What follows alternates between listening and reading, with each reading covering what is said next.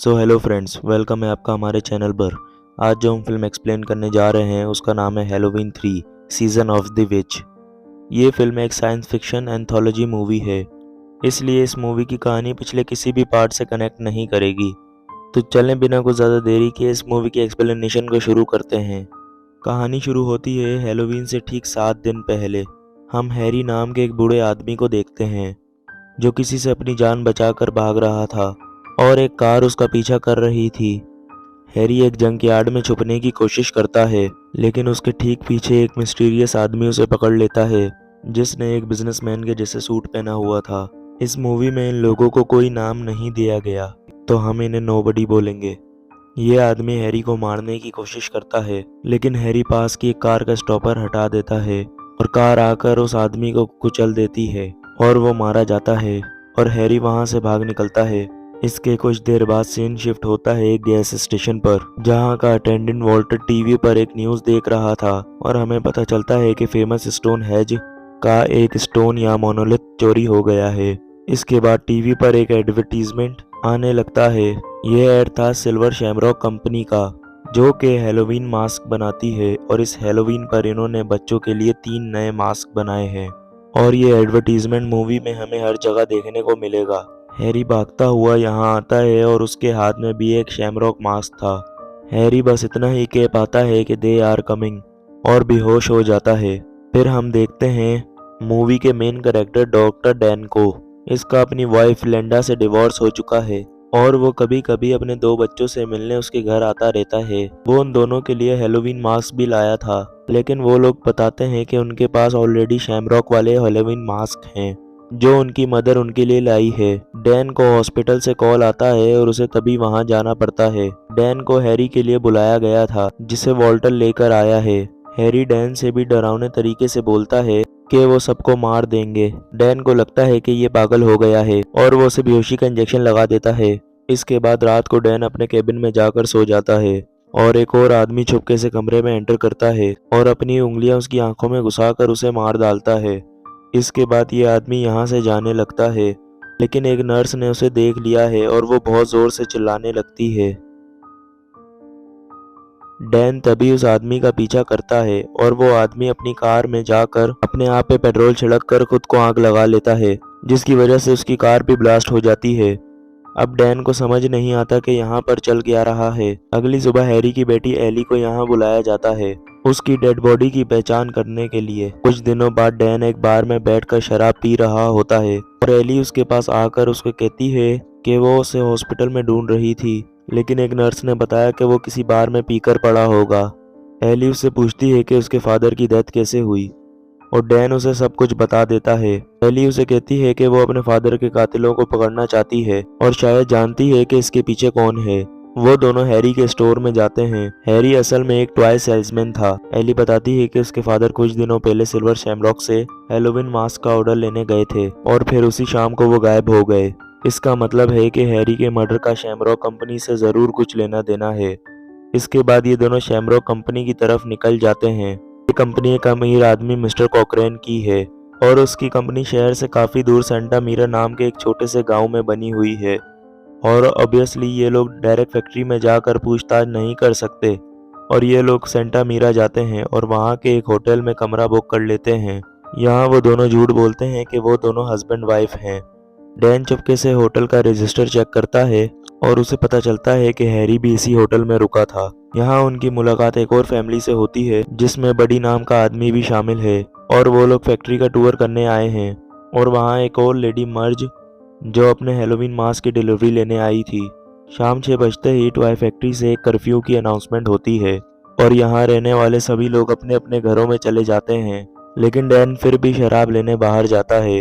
Dan को बाहर एक होमलेस आदमी स्टार्कर मिलता है। वो उसे बताता है कि पूरे टाउन को मिस्टर कॉकरेन रन करता है, लेकिन उसकी फैक्ट्री में कोई भी लोकल आदमी काम नहीं करता और यहाँ पर हर जगह सीसीटीवी और माइक लगे हुए हैं। और डैन को ये बात काफी अजीब लगती है। स्टार्कर खुद भी थोड़ा नशे में था, जो कॉकरेन को गालियां देने लगता है और कहता है कि वो हैलोवीन पर उसकी पूरी फैक्ट्री में आग लगा देगा। खैर, उसके बाद वो दोनों अपने अपने रास्ते पर चले जाते हैं और कुछ दूर आगे जाते ही उस आदमी को कॉकरेन के लोग पकड़ लेते हैं और उसकी गर्दन उखाड़ कर फेंक देते हैं। जिस एक्टर ने उसकी गर्दन उखाड़ी थी उसका नाम डिक वॉरलॉक है।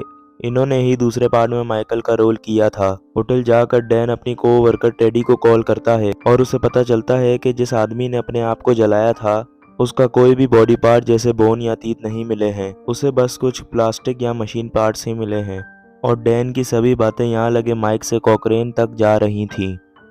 और फिर डैन अपने रूम में जाता है जहाँ एली अपने वाइफ वाले रोल को कुछ ज़्यादा सीरियस ले लेती है और उसका वेलकम करती है। इनके पास वाले कमरे में ही मार्च इसके मास्क से एक टैग यहाँ पर गिरा हुआ था। मार्च इस टैग को करीब से देखती है और उसे पता चलता है कि इसमें कंप्यूटर चिप लगी है। वो एक पिन के साथ इस चिप में छेड़छाड़ करती है और अचानक ही उसमें से एक लेज़र बीम बाहर आती है और मार्च का चेहरा पूरी तरह से ख़राब हो जाता है और उसमें से एक कीड़ा भी बाहर आता है। कुछ देर बाद मिस्टर कॉकरेन और उसके आदमी मार्च की डेड बॉडी को यहाँ से ले जाते हैं। डैन इस बारे में पूछता है तो वो कहता है कि हमारी फैक्ट्री में बेस्ट फैसिलिटीज़ हैं जहाँ मार्च का अच्छे से इलाज किया जाएगा। लेकिन डैन समझ जाता है कि दाल में ज़रूर कुछ काला है। अगले दिन डैन और एली टॉय फैक्ट्री विजिट करने जाते हैं और एली अपने फादर के बारे में पूछताछ करती है लेकिन उन्हें कुछ खास पता नहीं चलता।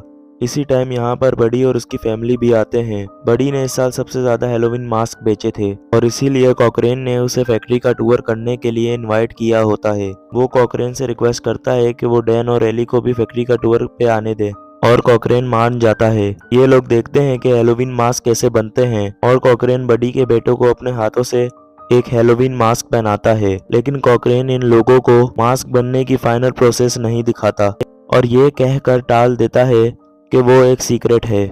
डैन की नज़र कॉकरेन के एक गार्ड पर जाती है और इसका चेहरा बिल्कुल वैसे ही आदमी जैसा लग रहा था जिसने एली के फादर को मारा था। डैन एली को कहता है कि उन्हें यहाँ से निकलना होगा। जाते हुए एली अपने फादर की वैन को भी एक वेयर हाउस में खड़ा देखती है।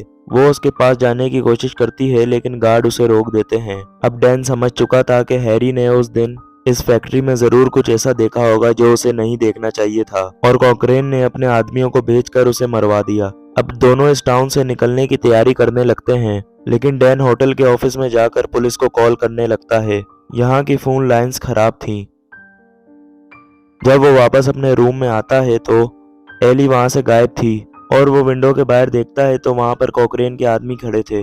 उन्हें देखते ही डैन वहाँ से भागने लगता है और भागते हुए शैमरॉक फैक्ट्री में ही घुस जाता है और एली को ढूंढने लगता है। एक रूम में उसे एक ओल्ड लेडी मिलती है। डैन उससे पूछता है कि एली कहाँ है और उस ओल्ड लेडी का सर निकलकर नीचे गिर जाता है और उसकी बॉडी के अंदर डैन को कुछ मशीन पार्ट्स दिखाई देते हैं। अब इससे पहले डैन कुछ समझ पाता एक आदमी उस पर अटैक कर देता है। डैन उसके पेट में जोर से पंच मारता है और वो भी इतना जोर से कि उसका हाथ ही उसके पेट में घुस जाता है और उस गार्ड के मुंह से ऑयल जैसी कोई चीज निकलने लगती है। साथ ही उसके पेट के अंदर से कुछ वायर्स भी निकलती हैं। फिर दो और गार्ड्स वहां आकर डैन को पकड़ लेते हैं और कॉकरेन यहाँ आकर बताता है कि उसकी सभी गार्ड्स रोबोट्स यहाँ एंड्रॉइड्स हैं और उसने जिस बूढ़े रोबोट का सर तोड़ा है वो एक एंटिक पीस है जो कि 1785 जर्मन में बनाया गया है। इसके बाद कॉकरेन डैन को अपने फाइनल प्रोसेसिंग एरिया में लेकर जाता है जहाँ उसके कई सारे रोबोट्स काम कर रहे थे। यहाँ स्टोनहेंज से चोरी की गई रॉक भी रखी थी। कॉकरेन बताता है कि स्टोनहेंज के पत्थर से वो अपने मांस में लगने वाले टैग को बनाते हैं और इसमें कुछ इविल एंशिएंट पावर भी हैं जिसमें उन्होंने थोड़ी सी साइंस मिला दी है। कॉकरेन डैन को बताता है कि वो इन टैग से क्या करने वाला है। डैन टीवी पर बडी की फैमिली को देखता है जिन्हें एक मैटर रूम में बंद कर दिया जाता है और टीवी पर एक गिव अवे एडवर्टाइज आने लगता है जो कि हैलोवीन की रात को टीवी पर दिखाया जाएगा। इस एड में कहा जाता है कि सभी बच्चे अपना हैलोवीन मास्क पहनकर इस एड को देखें और बडी का बेटा टॉमी यही करता है। इसके बाद टीवी पर कुछ अजीब सा साउंड्स और पिक्चर्स आने लगती हैं जिससे टॉमी के मास्क वाला बटन एक्टिवेट हो जाता है और टॉमी का हेड क्रश होकर सड़ जाता है और वो मारा जाता है। तो कॉकरेन का प्लान था कि आज हैलोवीन की रात को सभी बच्चों को मार दिया जाए। आज ठीक 9 बजे गिव अवे वाला एडवर्टीजमेंट पूरी कंट्री में दिखाया जाएगा और जो बच्चा उसे मास्क पहन कर देखेगा वो मारा जाएगा। इसके बाद और भी बहुत सी अजीब चीजें होने लगती हैं। टॉमी की बॉडी से ढेर सारे कीड़े निकलते हैं, यहाँ तक के जहरीले सांप बिच्छू भी बाहर आने लगते हैं। ये सब देख टॉमी की मॉम बेहोश हो जाती है और बडी वहां से भागने की कोशिश करता है लेकिन एक सांप उसे काट लेता है और फिर ये कीड़े इन तीनों की बॉडी को खाने लगते हैं। दूसरी तरफ टेडी जिसे कोई भी ह्यूमन पार्ट्स नहीं मिले थे उसे भी कोक्रेन का एक रोबोट आकर मार देता है, उसके सर में एक ड्रिल घुसाकर। शाम को डैन को एक चेयर पर बांध दिया जाता है और इसके सामने एक टीवी रखा हुआ था। डैन कोक्रेन से पूछता है कि वो आखिर ये सब क्यों कर रहा है और कोक्रेन कुछ बकवास बातें करता है जिनका कोई सेंस नहीं। पहले वो कहता है कि उसे हैलोवीन पसंद नहीं, फिर वो कहता है कि वो इन सब बच्चों को किसी इविल गॉड को सैक्रिफाइस कर रहा है, फिर कहता है कि पॉपुलेशन बहुत बढ़ गई है तो वो ये सब नेचर के लिए कर रहा है। कोक्रेन डैन को भी एक शैमरॉक मास्क पहना देता है और टीवी ऑन कर वहां से चला जाता है ताकि कुछ देर में जब शैमरॉक का ऐड आए तो सभी बच्चों के साथ डैन भी मारा जाए। फिलहाल टीवी पर ओरिजिनल हैलोवीन मूवी आ रही थी जो शायद डैन को पसंद नहीं आती और वो लात मारकर टीवी तोड़ देता है और उसके कांच से अपने आप को छुड़ा लेता है। इसके बाद वो कैमरे पर एक मास्क फेंक कर एसी वेंट से बाहर निकल जाता है। डैन यहाँ एक वेयर हाउस में जाकर अपनी एक्स वाइफ लिंडा को कॉल करता है और उसे कहता है कि वो शैमरॉक वाले मास्क घर से बाहर फेंक दे, उनसे बच्चों को खतरा है। लेकिन उसकी वाइफ को लगता है कि डैन शराब पी कर उससे बकवास कर रहा है तो वो उसकी एक नहीं सुनती। इसके बाद डैन एली को ढूंढकर उसको आजाद कर लेता है। कोक्रेन को ये बात पता चलती है तो वो अपने सारे रोबोट को डैन को पकड़ने भेज देता है, जबकि डैन और एली इसी कंट्रोल रूम में छुपे हुए थे। डैन को एक बक्से में ढेर सारे टैग्स मिलते हैं और उसे एक आइडिया आता है। वो यहाँ के सारे टीवी पर कमर्शियल प्ले कर देता है और ऊपर जाकर उन सभी पर टैग्स फेंक देता है। कमर्शियल से वो एक्टिवेट हो जाते हैं और यहाँ के सभी रोबोट्स मारे जाते हैं। कोक्रेन ये देखकर नीचे से ताली बजाने लगता है और वो कर भी क्या सकता था। इसके बाद आगे वाला स्टोन मोनोलिथ चमकने लगता है और उसमें से एक लेजर बीम निकलती है जो कोक्रेन को राख कर देती है। इसके बाद वो मोनोलिथ भी ब्लास्ट हो जाता है और पूरी टॉय फैक्ट्री जलने लगती है। वो एली को लेकर वहां से निकल जाता है, लेकिन अभी भी वो कमर्शियल 9 बजे टीवी पर आने वाला था। डैन नोटिस करता है कि उसने जब से एली को बचाया है उसने कुछ भी नहीं बोला, क्योंकि वो एली थी ही नहीं बल्कि एक एंड्रॉयड है जो डैन को मारने की कोशिश करती है। डैन अपनी कार को एक पेड़ से ठोक देता है, जिससे उस एंड्रॉयड का हाथ उससे अलग हो जाता है। यह एंड्रॉयड एक बार फिर से डैन पर अटैक करती है, लेकिन डैन किसी तरह से उसकी गर्दन तोड़ देता है। इसके बाद डैन अपनी कार में वापस जाकर बैठता है और हेली का हाथ अपने पास ही रखता है क्योंकि वो फ्यूचर में काम आएगा। लेकिन वो डैन का गला दबाने लगता है और डैन उसे भी दूर फेंक देता है, लेकिन एली की बॉडी फिर से डैन पर अटैक करती है। वो रुकने का नाम ही नहीं ले रही थी। डैन भागते हुए वॉल्टर वाले गैस स्टेशन पर जाता है और वहां से किसी टीवी स्टेशन वाले को कॉल करके कहता है कि वो सभी चैनल से शैमरॉक वाले एड्स को डिलीट कर दे, नहीं तो सारे बच्चे मारे जाएंगे। उसकी बात सुनकर 2 चैनल ये डिलीट कर देते हैं, लेकिन तीसरा चैनल पर अभी भी ये ऐड चल रहा था। डैन फोन पर चिल्लाता है कि वो चैनल से भी ऐड डिलीट कर दो और ये मूवी यहीं पर एंड हो जाती है।